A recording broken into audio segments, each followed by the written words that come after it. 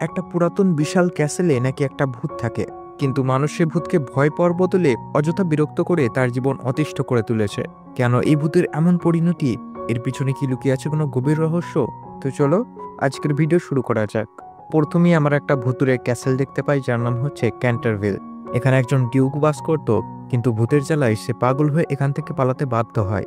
এরপর অনেকটা সময় কেটে যায়, আর এই বাড়িতে আসে এক আমেরিকান পরিবার, মিস্টার ওতিশ, তার ওয়াইফ এবং 2 ছেলে আর 1 মেয়ে ভার্জিনিয়া। বাচ্চারা বাড়িতে প্রবেশ করতেই তাদের দুষ্টুমি শুরু করে। ওতিশ বাড়িটা সস্তায় পেয়ে অনেক খুশি ছিল। সে নিজে একজন ইনভেন্টর ছিল, এই জন্য বাড়িটাতে কিছু পরিবর্তন করার কথা ভাবছিল। এই বাড়ির দেখাশোনা একটা মেড করত। তারা বাড়িটাতে ঘুরতে ঘুরতে লাইব্রেরিতে চলে আসে। এখানে আমরা দেখতে পাই ভার্জিনিয়ার মন ভালো ছিল না, কারণ সে তার আগের বাড়িটাকে অনেক মিস করছিল। বাড়ির মেয়ে তাদেরকে স্যার সাইমনের ভূতের কথা জানায়, যে এই বাড়ির মধ্যে থাকে। অতীশ একজন মডার্ন মানুষ হওয়ার জন্য এইসব কথাই পাত্তা দেয় না। হঠাৎ ড্রয়ার থেকে একটা বই নিচে পড়ে যায়। ভার্জিনিয়া এটাকে আবার তুলে আগের জায়গায় রেখে দেয়। এরপর রাত্রিবেলায় যখন ভার্জিনিয়ার মা তাকে খাবারের জন্য ডাকতে আসে, তখন ভার্জিনিয়ার তার মায়ের সাথে এই বাড়িতে আসার জন্য কিছু কথা কাটাকাটি হয়। তার মা চলে গেলে সে বেডের উপরে আবার সেই বইটাকে দেখতে পায়। কৌতূহল হয়ে ভার্জিনিয়া বইটি পড়তে শুরু করে। বইটি পড়তে পড়তে কখন যেন ঘুমিয়ে পড়ে। মাঝরাত্রে ভার্জিনিয়ার ঘুম ভেঙে যায়। তখন সে জানলা দিয়ে বাইরে একটা শুকনো বাদাম গাছে দেখতে পায়। এই সময় কোনো একটা শক্তি যেন কাঁচের মধ্যে একটা কথা লিখে দেয়, যখন শুকনো বাদাম গাছে ফল আসবে তখনই বাড়ি শান্ত হবে। ভার্জিনিয়া সতর্ক হয়ে খাটের তলায় লুকিয়ে পড়ে। এরপর সে স্যার সাইমনের ভূতকে বাড়ির মধ্যে বিচরণ করতে দেখে। সাইমন ভার্জিনিয়াকে দেখে ফেলে তাকে ভয় দেখানোর চেষ্টা করে। প্রথমে ভার্জিনিয়া একটু চমকে যায়, তবে ভয় পায় না। এরপর তার সাইমনের সাথেও কথা কাটাকাটি আর তর্ক বিতর্ক শুরু হয়।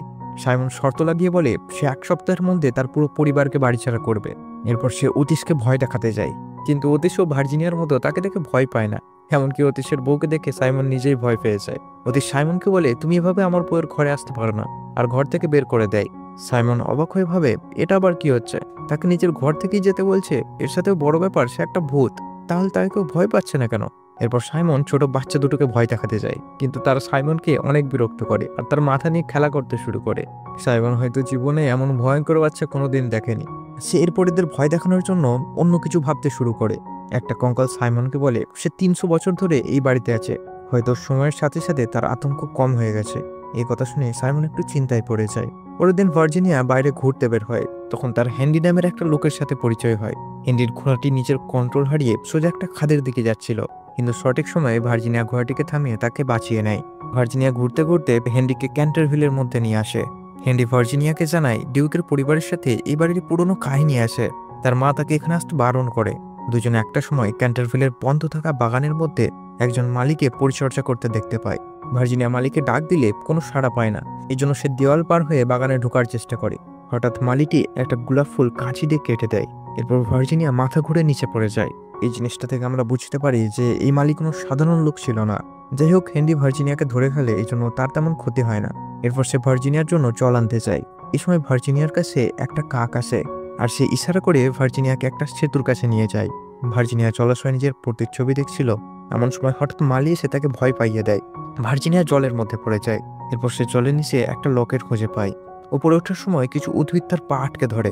এই কারণে ভার্জিনিয়া কোনোভাবেই উপরে উঠতে পারছিল না। সঠিক সময় হেনরি এখানে এসে তাকে বাঁচিয়ে নেয়।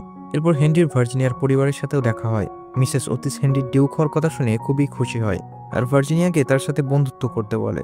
ভার্জিনিয়া তাদের সেই মালির কথা জানালে মেয়ের তাদের এই বাড়ির ভবিষ্যৎবাণীর কথা জানায়, যেটা কোথাও খোদাই করা আছে।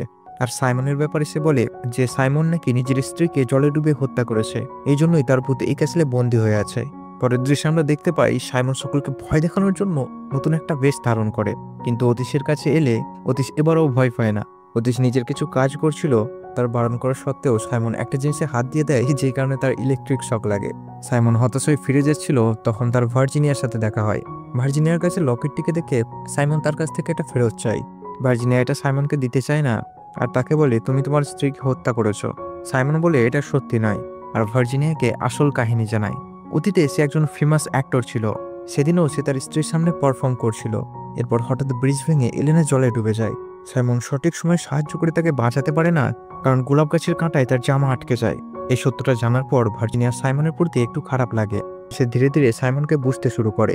এরপর সাইমনের মন ভালো করার জন্য সে তাকে একটা রাইডে নিয়ে যায়। সাইমনের সময় যেহেতু এরকম আধুনিক গাড়ি ছিল না, এই জন্য সে খুবই আশ্চর্য বোধ করে। দুজনে একসাথে খুব ভালো সময় কাটায়। যখন তারা ক্যান্টারভিল থেকে বাইরে যাচ্ছিল তখন হঠাৎ সাইমন দরজার কাছে আটকে যায়। এর মানে সে এখান থেকে চাইলেও কোথাও যেতে পারবে না। ভার্জিনিয়ার ভবিষ্যৎবাণীর কথা মনে পড়ে, এই জন্য সে সাইমনের কাছে এর ব্যাপারে শুধায়, কিন্তু সাইমন তাকে কিছুই বলে না। পরের দিন ভার্জিনিয়া বাদাম গাছের কাছে দাঁড়িয়েছিল। গাছের মধ্যে স্যার সাইমন আর এলেনার নাম লেখা ছিল। সাইমন ভার্জিনিয়ার কাছে জানতে চায় তার জীবনেও কেউ আছে কিনা। ভার্জিনিয়া বলে সে এখন দুনিয়া ঘুরতে চায়। সাইমন তার নিজের ভালোবাসার কথা জানায়। ভার্জিনিয়াকে ভালোবাসার ব্যাপারে কিছু সুন্দর সুন্দর কথা বলে, যে তারা একে অপরকে অনেক ভালোবাসত। এই ক্যান্টারভিলের প্রতিটা কোনায় কোনায় তাদের ভালোবাসার ছাপ রয়েছে। পরের দিন মিসেস ওতিস একজন ঘোস্ট হান্টারকে ক্যান্টারভিলে নিয়ে আসে। তখন সাইমন আর ভার্জিনিয়া দুষ্টুমি করে তাদের এখান থেকে তাড়িয়ে দেয়। এখন সাইমন আর ভার্জিনিয়া অনেকটা বন্ধু হয়ে গিয়েছিল।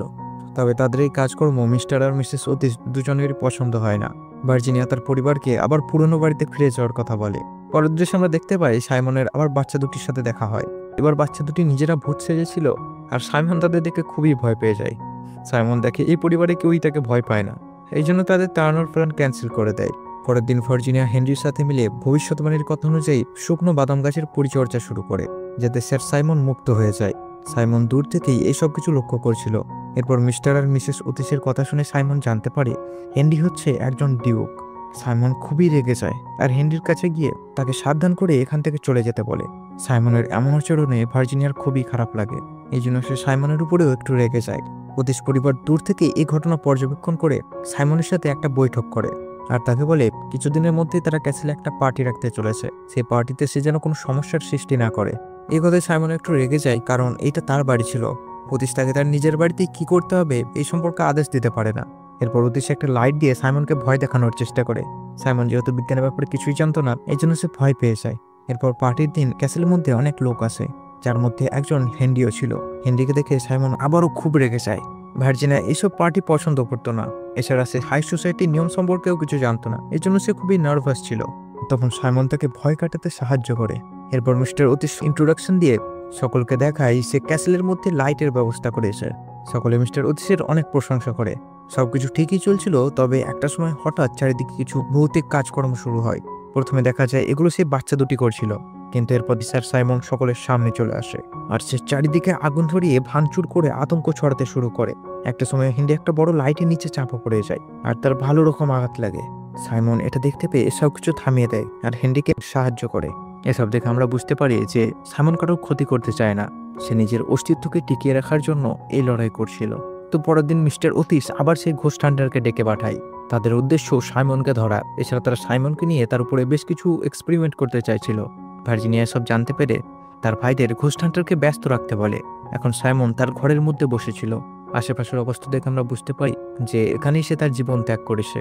এরপর ভার্জিনিয়া সাইমনকে খুঁজে পেয়ে তাকে ঘোস্ট হান্টারের কথা জানায় আর এখান থেকে পালাতে বলে, কিন্তু সাইমন কিছু করার আগ্রহ দেখায় না, কারণ সে চাইলেও এই জায়গা থেকে কোথাও যেতে পারবে না।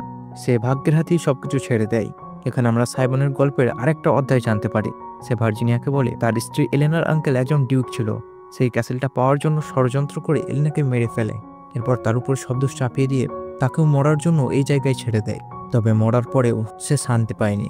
এই সময় এখানে ঘোস্ট হান্টার চলে আসে। ভার্জিনিয়া আশেপাশে থেকে বাগানের দরজার একটা ফটো দেখতে পায়, যেটার মধ্যে ভবিষ্যৎবাণীর কথা খোদাই করা ছিল। আসলে অতপাতের জন্য সে কোনোদিন এই জিনিসটা লক্ষ্য করেনি। ভার্জিনিয়া সাইমনকে নিয়ে সোজা বাগানের কাছে চলে আসে। দেওয়ালে লেখা ছিল, এক নিঃস্বার্থ হৃদয়ের কন্যা যদি প্রার্থনা করে তবেই সাইমন মুক্ত হবে। ভার্জিনিয়া প্রার্থনার জন্য বাগানে প্রবেশ করতেই যাবে, তখন সাইমন তাকে থামিয়ে দেয়। ভার্জিনিয়া বলে সে নিজের ইচ্ছায় তাকে সাহায্য করতে চায়। বাগানে প্রবেশ করে সে সেই মালিকে দেখতে পায়, আর আমরা জানতে পারি এই মালিক হচ্ছে গ্রেট গ্র্যান্ডফাদার। ভার্জিনিয়া তার কাছে প্রার্থনা করলে গ্র্যান্ডফাদার সহজেই সাইমনকে মুক্ত করে দেয়। তবে এরপর ভার্জিনিয়া জানতে পারে এটা হচ্ছে মৃত্যুর বাগান, মানে এখানে প্রবেশ করতেই তার মৃত্যু হয়ে গেছে। এখন তার কাছে ফিরে যাবার কোনো উপায় নেই। গ্র্যান্ডফাদার ভার্জিনিয়াকে বন্দি করে নেয়। সাইমন গ্র্যান্ডফাদারকে ভার্জিনিয়াকে ছেড়ে দিতে বলে, আর এর জন্য সে তার সাথে লড়াই শুরু করে। সাইমন শর্ত রাখে যে সে জিতলে গ্র্যান্ডফাদারকে দুজনকেই মুক্ত করতে হবে।